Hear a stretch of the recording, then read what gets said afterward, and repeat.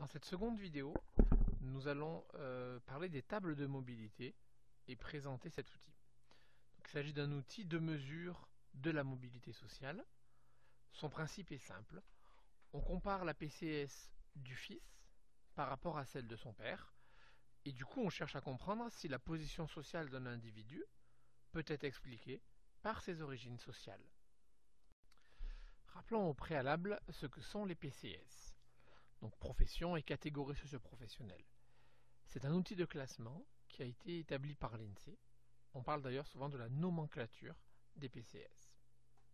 Alors selon l'INSEE, les PCS ont pour objet de classer l'ensemble de la population en un nombre restreint de catégories présentant chacune une certaine homogénéité sociale. En fait, on a cherché à faire des petites catégories dans lesquelles les personnes à l'intérieur se ressemblent, ont les mêmes caractéristiques sociales, et l'idée c'est que entre chaque catégorie, au contraire, on a bien une forme d'hétérogénéité, c'est-à-dire qu'on a des individus qui n'ont pas la même vie, pas les mêmes caractéristiques sociales. Il existe 6 grandes catégories d'actifs dans les PCS.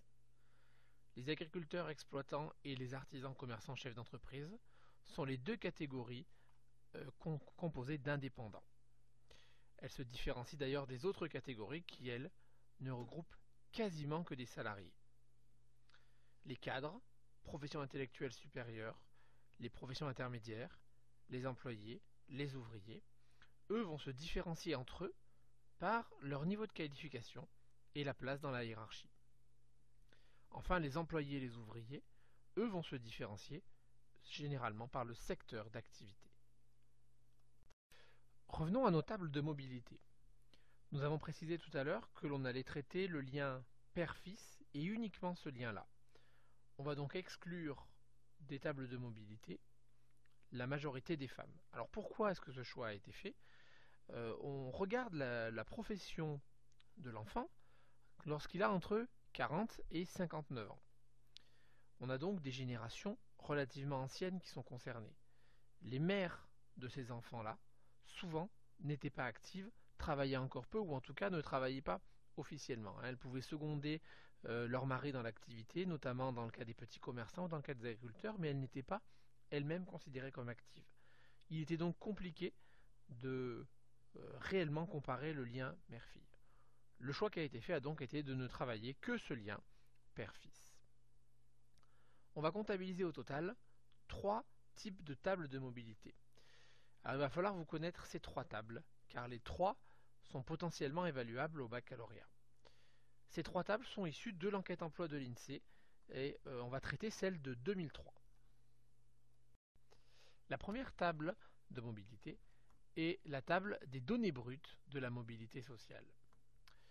Ici, en fait, on va comptabiliser combien d'individus appartiennent à tel PCS, tout en ayant un père qui était lui-même comptabilisé dans tel PCS. Alors en ligne, on retrouve la PCS des pères, et en colonne, on retrouve la PCS des fils. Pour que ce soit plus clair, on va essayer de faire plusieurs lectures pour bien comprendre ces données. Par exemple, le 252, on le lit ainsi. En France, en 2003, on comptait 252 000 agriculteurs exploitants ayant un père agriculteur exploitant. Donc lorsqu'on fait des lectures, il faut bien penser aux unités. Ici, les effectifs sont bien en milliers. Le 205, ici, se lit ainsi. En France, en 2003, on comptait 205 individus ayant une profession intermédiaire et ayant un père artisan, commerçant, chef d'entreprise. Si maintenant on veut lire dans la ligne ensemble, celle qui correspond au fils cadre, on la lira ainsi. En France, en 2003, on comptait 1 317 000 individus ayant une profession comptabilisée dans les cadres et professions intellectuelles supérieures. A l'inverse, pour le 644, on dira en France, en 2003, on comptait 644 000 individus ayant un père employé. Comment calculer maintenant la mobilité sociale à partir de ce tableau ? Eh bien, le plus simple, c'est de commencer par calculer l'immobilité sociale, c'est-à-dire la situation dans laquelle le fils a la même position sociale que le père. Pour cela, on va se concentrer sur la diagonale. Et ça, c'est un élément important à retenir. La diagonale va nous montrer l'immobilité ou la reproduction sociale. Pourquoi? Parce que ça veut dire que le fils a ici une profession classée dans la même PCS que celle du père. Donc on va additionner en fait tous les chiffres de la diagonale. Néanmoins, il faudra rajouter deux éléments à ces chiffres. C'est les individus qui sont employés, fils d'ouvriers, et les individus ouvriers, fils d'employés. En effet, même si les PCS sont différentes, on considère qu'elles correspondent au même statut social, et donc, même s'il y a un changement de PCS, on ne sera pas dans une forme de mobilité sociale, en tout cas pas dans une mobilité verticale, ce serait effectivement une mobilité horizontale, mais ce n'est pas ici celle qui nous intéresse. Pour effectuer le calcul, on additionne donc, comme on l'a dit, toutes les données, on les divise par l'ensemble de la population, c'est-à-dire le 7 045 000, et on multiplie l'ensemble par 100, ça nous donne 43%. On a donc une reproduction sociale qui est égale à 43% des individus. Donc 43% des individus ont la même PCS que celle de leur père. La mobilité sociale, la mobilité totale, sera donc l'inverse, c'est-à-dire correspondra à 57% de la société. Attention, ça ne veut pas dire que 57% de la société a eu une mobilité sociale verticale ascendante ou a vu sa situation s'améliorer.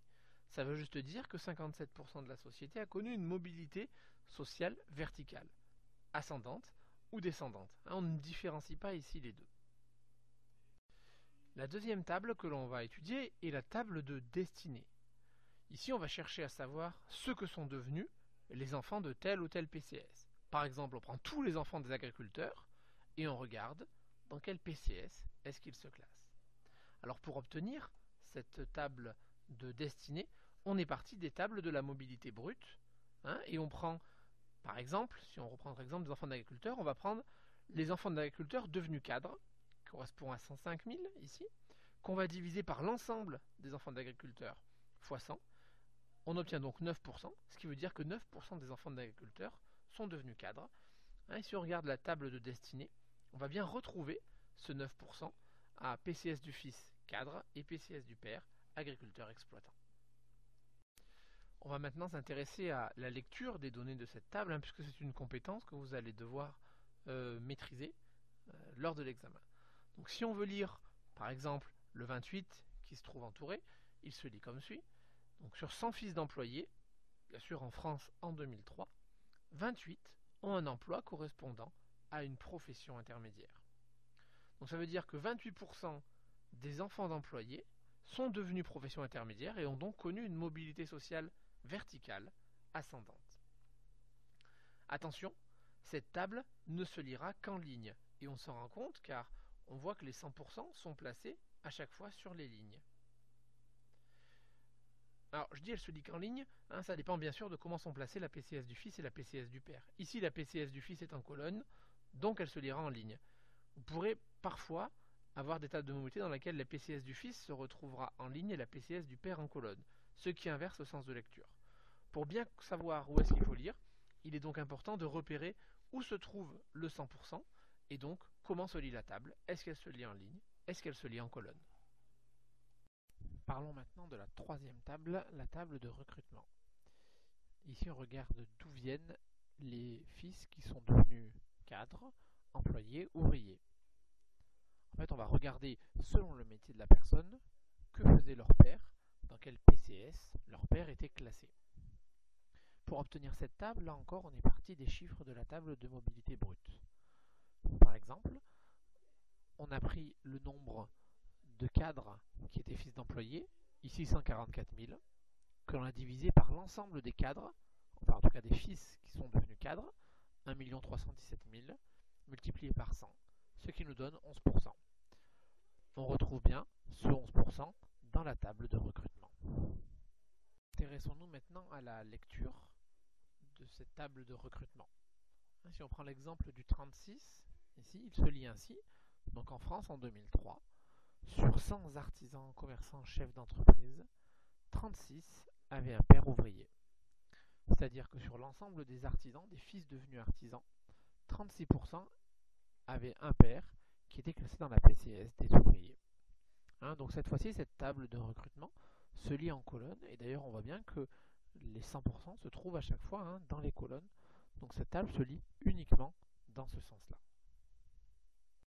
La difficulté va donc être de ne pas confondre ces deux tables, car même si elles se ressemblent, elles ne se lisent pas de la même manière et n'apportent pas les mêmes renseignements.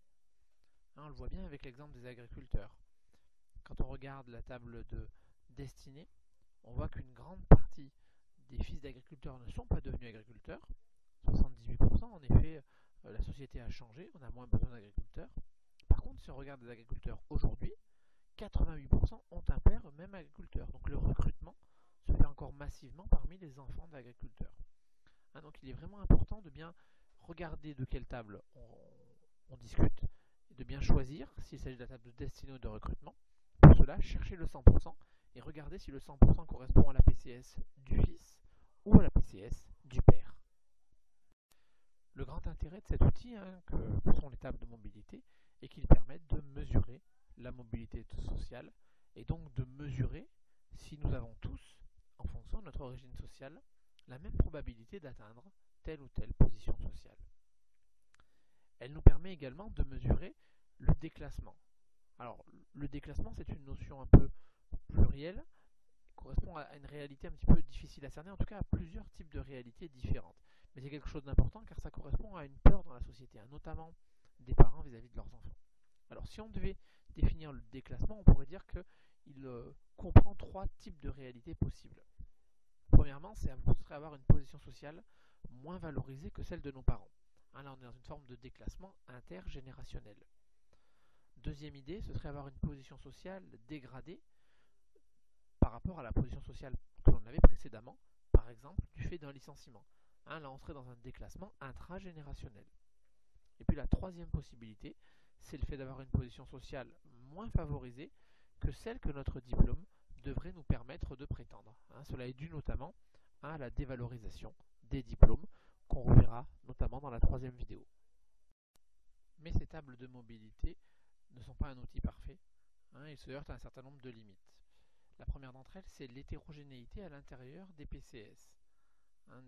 Si effectivement parfois on peut avoir la même PCS que nos parents, il n'est pas dit qu'on ait la même position sociale, car par exemple, à l'intérieur de la PCS artisan, commerçant, chef d'entreprise, il y a des situations extrêmement différentes, des statuts sociaux très différents. Par ailleurs, et c'est la deuxième limite, la précarité et le chômage viennent biaiser cette analyse. En effet, lorsque nous sommes au chômage, nous sommes conservés dans la PCS de notre ancien emploi. Or, on se rend bien compte qu'un chômeur, un cadre au chômage, n'a pas du tout le même statut social, la même vie qu'un cadre en emploi. Par ailleurs, on l'a dit, la mobilité des femmes n'est pas du tout prise en compte, puisqu'on analyse uniquement le lien père-fils. Il n'est pas non plus pris en compte la possibilité de mobilité par le mariage. En effet, nous pouvons, de par notre emploi, avoir une situation dégradée par rapport à celle de nos parents, mais du fait de l'homogamie, du fait de nos relations sociales, nous avons pu avoir un conjoint qui avait la même position sociale que nos parents, et de fait, conserver cette position de par le mariage. Enfin, ces tables de mobilité ne prennent pas du tout en compte le diplôme de la mère, qui est un rôle important, notamment dans l'aide aux devoirs, et qui peut en partie expliquer ou non la mobilité sociale.